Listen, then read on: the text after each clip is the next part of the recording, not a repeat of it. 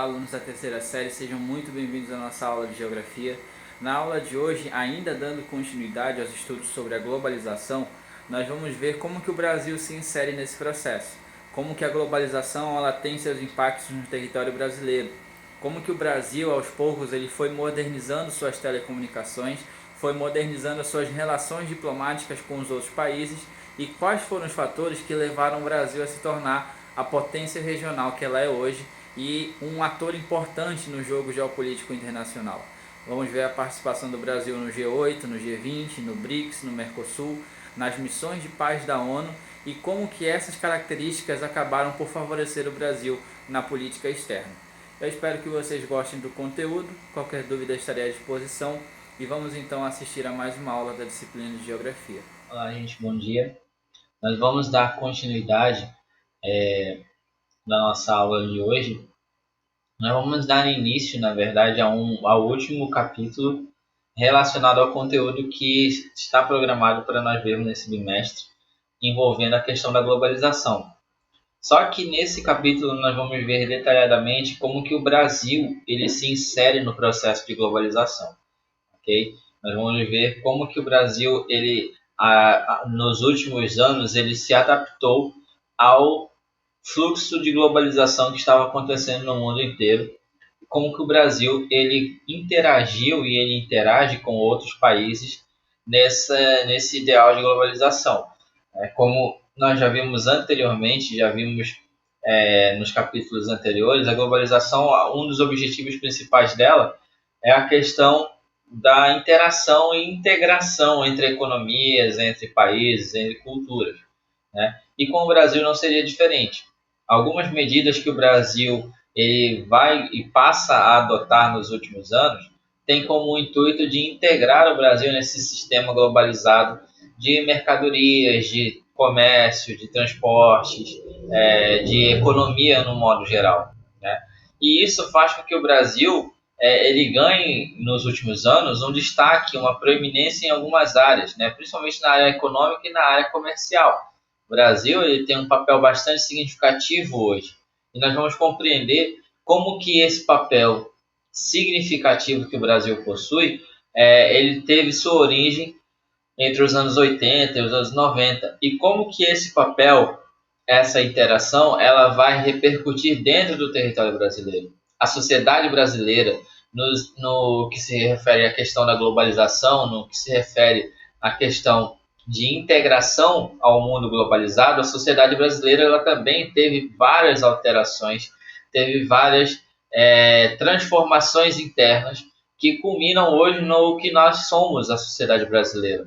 Uma sociedade bastante interativa no que a gente se refere ao ponto de vista digital, apesar de que não tão abrangente assim. Por exemplo, a questão do uso dos telefones celulares, a questão da disseminação da internet no Brasil, ela é muito mais intensa, né? Porém, ainda não chegou, vamos dizer assim, a todas as partes do território brasileiro. Com a globalização, nós vamos ver aspectos negativos também, críticas de alguns setores a esse processo globalizador no território brasileiro, né? E vamos ver como que isso vai afetar a estruturação política também do nosso território, como que o Brasil ele vai se regionalizar com essa nova visão de globalização, ok? Vamos avançando aqui um pouco, vamos tentar compreender então quais foram as características que o Brasil, a partir dos anos 90, ele vai adotar para que aconteça essa aceleração do processo globalizador no Brasil, né? Envolvendo principalmente a questão de comércio, questão de tecnologia, né? Questão econômica do modo geral, né? A partir dos anos 90, nós vamos ver que o Brasil, politicamente falando, o Brasil ele vai adotar um estilo neoliberal, né? Principalmente ali no governo 1994, 1998, no governo do Fernando Henrique Cardoso. O Brasil ele vai adotar algumas políticas neoliberais que vão ter 4 pontos interessantes, vamos dizer assim, né, no que se refere à questão econômica interna e externa do Brasil, né, que vão ser esses 4 pontos importantes para a gente compreender: a abertura do mercado interno brasileiro, a redução das barreiras protecionistas, a facilitação para a entrada de produtos e investimentos externos e a privatização de empresas estatais. O Brasil, por exemplo, o que seria uma empresa estatal? Seria uma empresa que ela era, pelo menos em sua maioria, ou totalmente controlada pelo governo federal, né? Hoje, por exemplo, nós temos alguns exemplos de empresas estatais, como, por exemplo, os Correios, a Petrobras, a Eletrobras. São empresas ainda que têm o controle, o seu controle principal. Quem tem o seu controle principal é o governo federal, né? Não sei se vocês já observaram nos últimos noticiários, mas algumas dessas empresas elas podem ser privatizadas. Uma empresa privatizada significa que o controle dessa empresa vai passar para as mãos do setor privado, de um empresário, de uma grande corporação que tenha condições de gerir essa empresa que antes era do governo, né? E nos últimos meses já se debate bastante a privatização das empresas que hoje existem ainda no comando do governo, como, por exemplo, a privatização dos Correios, a privatização da Eletrobras e até mesmo a privatização da Petrobras, né? Que de todas as empresas estatais, ela é uma das mais importantes, se não a mais importante empresa estatal do Brasil, ok? Mas voltando aqui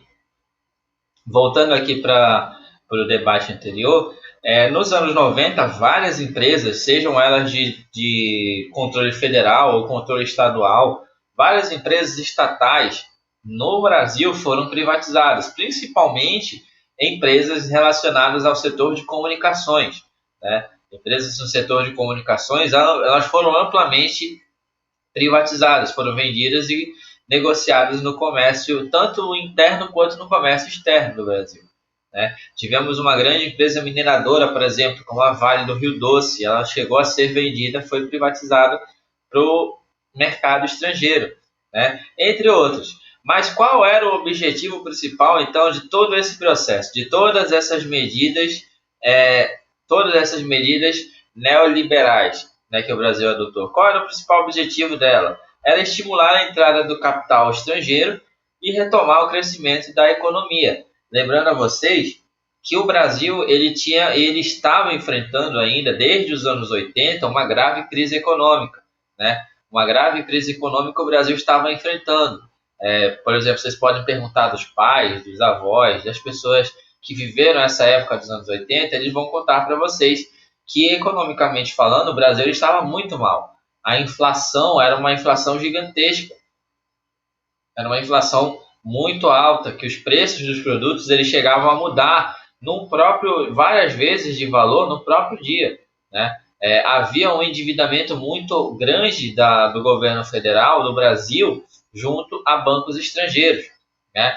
E isso dificultava o Brasil crescer economicamente. O Brasil ele não tinha um período de crescimento econômico há muito tempo, né? E aí várias medidas foram tomadas, né? Houve vários planos anunciados pelos governos que se sucederam, porém nenhum tão eficaz, né? Por exemplo, chegamos a ponto até de ter algumas poupanças, né? Poupanças, cadernetas de poupança, investimentos que cada pessoa fazia nos bancos serem confiscados, né? Para tentar socorrer e auxiliar o Brasil a contornar essa crise. Porém, nenhum deles surtiu efeito.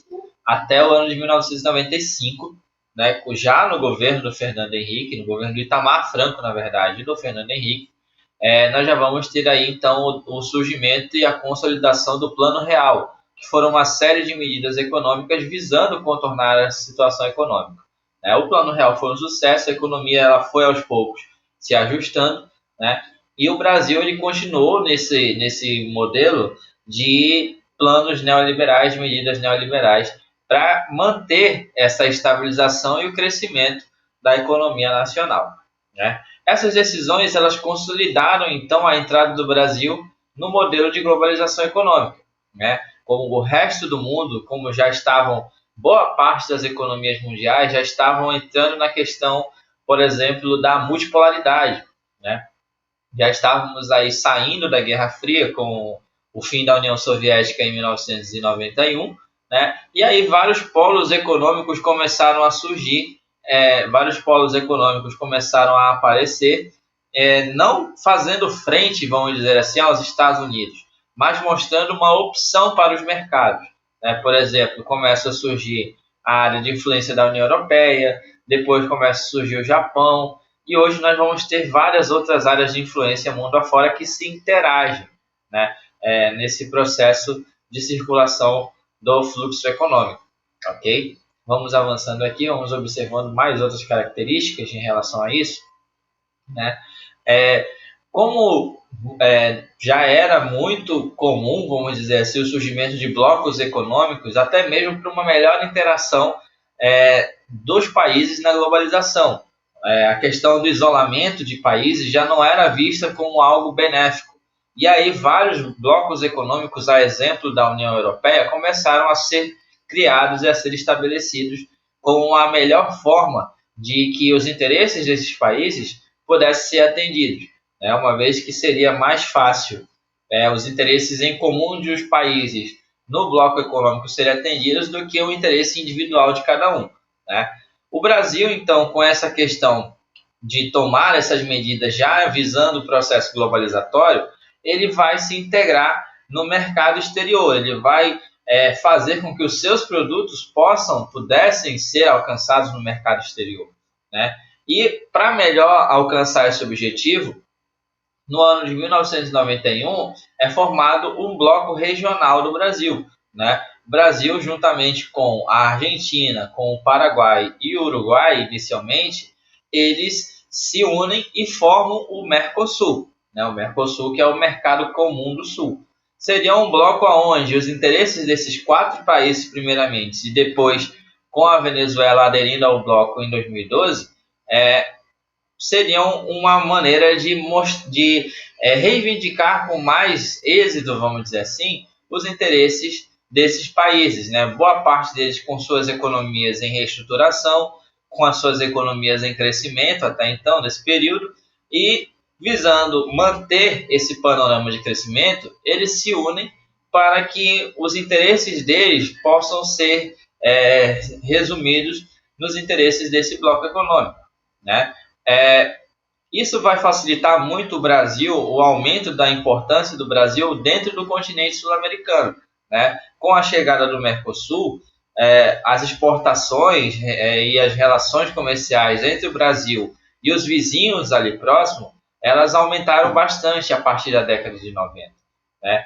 E vamos dizer assim, que os produtos brasileiros puderam ter novos mercados e mercados com mais vantagens até então, nesse período, né, a partir da década de 90, e o Brasil se consolidou de vez como uma liderança regional do continente, né? Hoje, o Brasil não apenas trabalha com essa questão comercial envolvendo os países ali da América Latina, aqui da América Latina como um todo, mas com outros blocos, como a União Europeia, como blocos nos países africanos, os tigres asiáticos e, obviamente, com a China, né? Hoje, a China, sem sombra de dúvidas, é o país com o maior crescimento econômico mundial.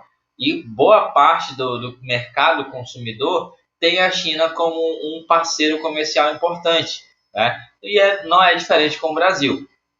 Hoje, boa parte dos produtos brasileiros, dos gêneros agrícolas brasileiros, são comprados pelos chineses. Os chineses hoje, disparadamente, são os maiores parceiros comerciais do Brasil. E aí entra aquela questão não só das relações econômicas, mas das relações diplomáticas, independente dos governos que vão aparecendo, manter uma postura, vamos dizer assim, diplomática com os outros países. Porque, querendo ou não, hoje o Brasil ele não pode se dar ao luxo de tomar posições precipitadas, vamos dizer assim. Principalmente hoje, quando a gente vê na questão envolvendo a crise do coronavírus, a crise de vacinação, etc. Vários países passando por segundas ondas de crise, né, de pandemia, alguns já com ameaça de terceira onda de pandemia, né? E a China hoje ela se mantém ali junto com a Índia como países lideranças, né, nesse processo de distribuição de insumos para o fornecimento de vacinas, ok? E aí entra em jogo de novo a questão da parceria que o governo brasileiro possui com o governo chinês nesse sentido, né? Vocês devem ter observado aí nos noticiários que essa parceria ela passou por alguns momentos de estremecimento ultimamente. Porém, de um modo geral, a China ainda é uma grande aliada, uma grande parceira econômica do governo brasileiro, do território brasileiro. Ok? Vamos avançando aqui um pouquinho mais para a gente observar um pouco sobre como que se dá hoje as exportações brasileiras por blocos e por regiões. Observem bem que, com exceção da China e dos Estados Unidos, obviamente, hoje o Brasil ele interage de um modo mais integrado. Ele não interage essencialmente com países, né? Ele interage por blocos econômicos ou por regiões econômicas, né? E aí vocês observam que o Brasil ele é um país bastante diversificado hoje no seu processo de exportação. O Brasil ele tem vários mercados consumidores que se abastecem com os produtos que nós vendemos, como, por exemplo, a União Europeia, nós temos outros países ali da América Latina, o próprio Estados Unidos, né, que é um dos parceiros, dos 3 maiores parceiros comerciais, como vocês podem observar aí. Nós vamos ter a Ásia, e aqui nesse caso nós não estamos nos referindo apenas à China, né? Nós estamos nos referindo, por exemplo, aos países ali do Sudeste Asiático, ao Japão, né? À Indonésia. Temos outros países ali que temos algumas relações bilaterais, vamos dizer assim. O Oriente Médio que é um grande consumidor, por exemplo, da carne brasileira, né? O Brasil ele tem as suas especificidades de venda de produtos ali para o Oriente Médio. Nós temos alguns países africanos que consomem não só produtos agrícolas, mas também produtos industrializados do Brasil. E em menor escala ali nós vamos ter os países da Europa Oriental, que eram os países do antigo Segundo Mundo, né? Ainda na época lá da Guerra Fria. Se nós formos observar bem, então nós temos aqui que o Brasil ele tem como principais parceiros, nós temos a União Europeia, nós temos os nossos próprios vizinhos aqui da América Latina, nós temos os Estados Unidos e nós temos ali o bloco asiático, considerando a China nesse bloco também, ok?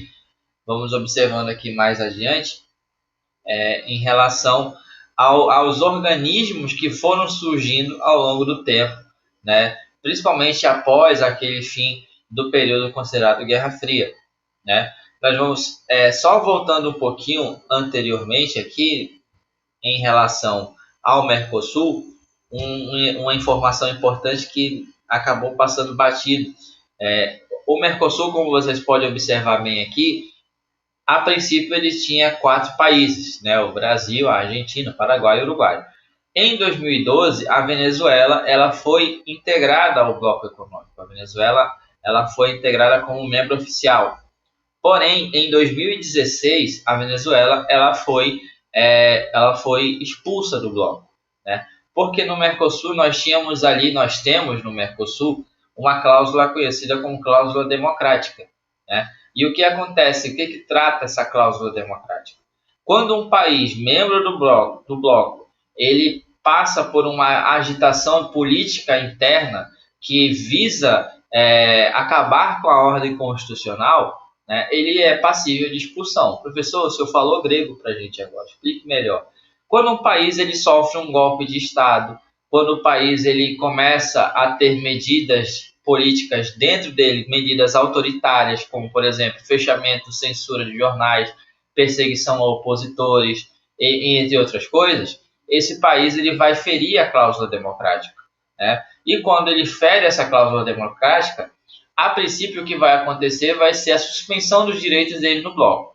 Depois é convocada uma reunião de emergência e, dependendo da situação, ele pode ser formalmente expulso do bloco, né, por tempo indeterminado. Foi o que aconteceu na Venezuela quando do movimento das eleições iniciais, nas primeiras eleições que o presidente atual, o Nicolás Maduro, ele ganhou, né? Foi acusado formalmente de fraude eleitoral, houve comprovações, mas ainda assim ele se manteve no poder. Os outros países se reuniram, fizeram uma reunião de emergência e trataram dessa questão como um rompimento à ordem democrática na Venezuela e, com isso, um descumprimento da cláusula democrática do bloco do Mercosul, né? Com exceção do Uruguai, a Venezuela ela foi punida com a suspensão. 6 meses depois, a Venezuela, já com o apoio do Uruguai, foi formalmente expulsa do bloco, né? Ela perdeu os direitos de membro principal, de membro titular do bloco do Mercosul. E aí voltou até a formação anterior, que eram apenas de Brasil, Uruguai, Paraguai e Argentina. Né? Nós temos membros ali associados, membros observadores, como é o caso do Chile e da Bolívia. Né? E, enfim, aqui nós vamos observar dois blocos econômicos que não são oficialmente blocos, mas são entidades econômicas que são representativas nesse que nós vamos chamar de mundo bipolarizado, que são, no caso aqui, o G7, né, ou o G8 e o G20. Né? São blocos estritamente econômicos. O G7, por exemplo, qual a diferença de um para outro? O G7 ele vai contar apenas com os países mais influentes, com as economias mais ricas, né, do mundo. Enquanto que o G20, além das economias, das 8 economias, das 7 economias mais ricas, ele vai incluir algumas das economias consideradas emergentes. O que seria uma economia emergente? Seria um país que está em franco crescimento econômico e que isso pode, vamos dizer, acarretar numa transformação dentro desse país. Uma vez que ele vai crescendo economicamente de forma promissora, num futuro não tão distante assim, talvez esse país ele possa atingir o status de um país desenvolvido. Né? E aí, o que seria, então, quais são os países que compõem, né, o G7 ou o G8, como ficou conhecido depois? A princípio, Estados Unidos, Canadá, França, Reino Unido, Itália, Alemanha e Japão eram os países que compunham o G7. Né? Com a chegada da Rússia, esse grupo ele vira o G8, né? O grupo dos 7 países mais influentes com a Rússia. Né? A Rússia vai levar em consideração aí o seu poder militar. Porém, a partir de 2013, 2014, a Rússia ela se envolveu num confronto direto com a Ucrânia, por conta de que tropas russas e integrantes do governo russo acabaram por influenciar na separação de uma parte ali do sul da Ucrânia, conhecida como Crimeia. A invasão desse território e depois a anexação desse território da Crimeia para o governo russo foi visto como um ataque à soberania da Ucrânia. E aí, os demais membros do G7 resolveram por expulsar a Rússia do grupo. E aí o grupo voltou a ser G7 novamente. Okay? O G20 vai contar, além dos 7 países que eu acabei de falar para vocês, vai contar com os seguintes países: África do Sul, Arábia Saudita, Argentina, Austrália, Brasil, a China, a Coreia do Sul, a Índia, a Indonésia, o México e a Turquia.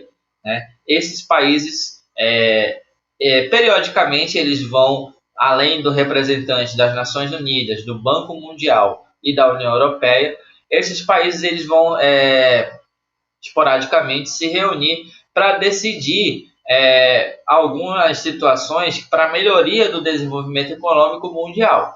Né? Principalmente o G20 ele ganha uma influência porque ele vai ter mais representatividade das economias mundiais. Não vai ficar só restrito a 7 países. São 20 países, mais alguns blocos econômicos, que vão representar bem a dinâmica econômica do mundo. Quais são os seus principais objetivos? A busca pela liberalização do comércio mundial, né? Contra o protecionismo. O que seria o protecionismo? Seria a burocracia de entrada de produtos estrangeiros favorecendo os produtos nacionais. Por exemplo, nós temos ali uma carne uruguaia e uma carne brasileira. Se o Brasil age de forma protecionista, isso significa que a carne uruguaia ela vai ser cobrada mais impostos, vão haver mais tarifas do que na carne brasileira. Isso vai fazer com que a carne brasileira tenha um preço mais acessível para o consumidor do que a carne uruguaia, favorecendo o mercado interno, os produtores internos. Isso seria uma medida protecionista. Okay? E quais são as regiões que praticam essa questão do protecionismo? Em especial a União Europeia, ali a Europa, e os Estados Unidos. Né? Os Estados Unidos eles são famosos pelas práticas protecionistas visando o lucro dos seus produtores. Né? E outra questão também que é a luta pela garantia dos direitos de propriedade. Né? O desenvolvimento da propriedade dos países, principalmente dos países emergentes, em relação à influência dos países desenvolvidos, ok? Vamos avançando aqui um pouco mais, então, para nós vermos como que o Brasil, aos poucos, ele vai se interagindo, né? Nós vamos finalizando aqui, mostrando como um outro bloco, uma outra associação econômica, vamos dizer assim, que mostra um pouco de como que o Brasil hoje ele já se interage de uma forma bem significativa no cenário internacional, né? O mais recente bloco ou associação econômica que o Brasil faz parte é o BRICS, né? O BRICS, que é a sigla dos 5 países que fazem parte desse bloco: Brasil, né? Rússia, Índia, China e África do Sul. São os 5 países que interagem nessa associação econômica. Não é oficialmente um bloco econômico BRICS, mas uma associação econômica que são os países que vão reunir essas características que estão aparecendo aqui para vocês. Por exemplo, o potencial de seus mercados consumidores, né? O Brasil hoje ele tem um mercado consumidor bastante ativo e mesmo diante de momentos de crise ou de momentos como o que nós estamos vivendo hoje, o mercado brasileiro é bastante ativo, é bastante, vamos dizer assim, é bastante interativo, né? Nós vamos ter aí a liderança regional. O Brasil, sem sombra de dúvidas, é uma grande liderança do continente sul-americano, é uma liderança aqui do hemisfério sul, vamos dizer assim.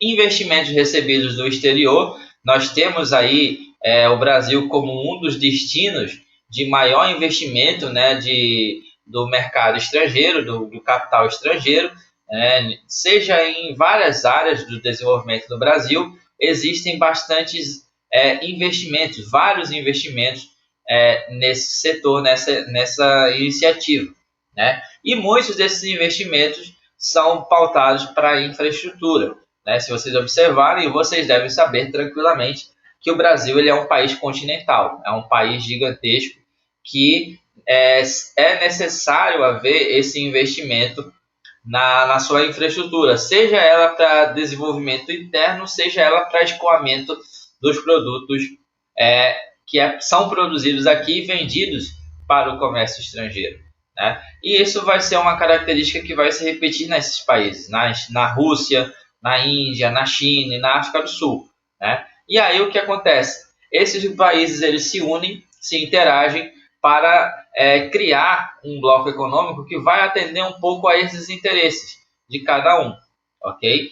E aí, para finalizar aqui, né, vamos finalizar nessa questão do BRICS, vocês vão observar que hoje no ano de 2021, o Brasil ele não está tendo tanta proeminência assim nesse bloco. Hoje o protagonismo do BRICS ele vai essencialmente para a China, por conta da sua estabilidade econômica, né? Independente da crise do coronavírus, a China hoje ela mantém a sua economia estável, né? Mas o Brasil ele ainda vai se destacar pela liderança regional, né? E pelos investimentos que são realizados na sua infraestrutura. Hoje o BRICS ele vai contar com um banco específico, né?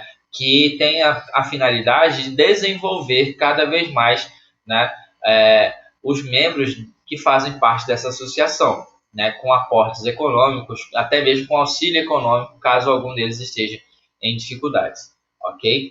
E aí, para finalizar, então, nós vamos ver como que o Brasil ele se insere nessa questão envolvendo a ONU, né, envolvendo a questão geopolítica mundial, né?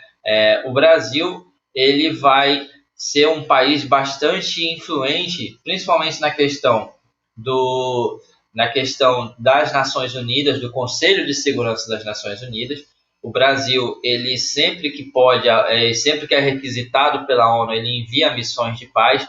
Por exemplo, o Brasil enviou missões de paz para alguns países do continente africano, enviou missões de paz para a reestruturação do Haiti lá no ano de 2009, 2010, quando o Haiti ele foi devastado por um grande terremoto, né? Depois passou por momentos de tensão política, guerra civil, né? E o Brasil ele enviou tropas, inclusive até mesmo aqui de Manaus foram soldados para essas missões de paz no Haiti, né? E isso protagonizou o Brasil como uma grande liderança nas forças de paz da ONU, né? Que depois foi utilizado em vários outros lugares do mundo, principalmente ali no continente africano. né? E na questão geopolítica, então, até então, em 2010, o Brasil ele foi um dos países que protagonizaram a intermediação da questão nuclear do Irã, né? Hoje o Irã, ele, até 2015, tinha assinado um acordo nuclear, né, de cooperação com as potências mundiais, com as grandes potências mundiais, e muito desse acordo se deveu ao Brasil e à sua interação com as partes envolvidas, né? E aí, para finalizar, nós temos aqui então os fatores que ampliam essa importância do Brasil no cenário globalizado. Nós vamos ter vários parceiros econômicos, vários parceiros comerciais, né? Nós temos aí uma boa integração político-econômica, né? O Brasil ele é sempre figura importante nos fóruns comerciais, como por exemplo o Fórum Econômico na Suíça, em Davos, né? O Brasil sempre está ali presente, né? Nós temos aí a ampliação das redes de comunicação no território brasileiro e, por fim, o investimento no desenvolvimento de pesquisas na questão agrícola, né? O Brasil ele é uma liderança importante no setor agropecuário e no setor de desenvolvimento agropecuário, né? Com o desenvolvimento de pesquisas em solos, biocombustíveis, entre outros, ok? Gente, no mais é isso, essa primeira parte aqui envolvendo a globalização do Brasil. Basicamente, essa é a dinâmica do Brasil nos dias de hoje. Eu espero que vocês tenham gostado do assunto. Qualquer coisa, qualquer dúvida, vocês podem me chamar, que eu vou estar aqui à disposição para ajudar vocês. E é isso. Forte abraço a todos e até a nossa próxima aula.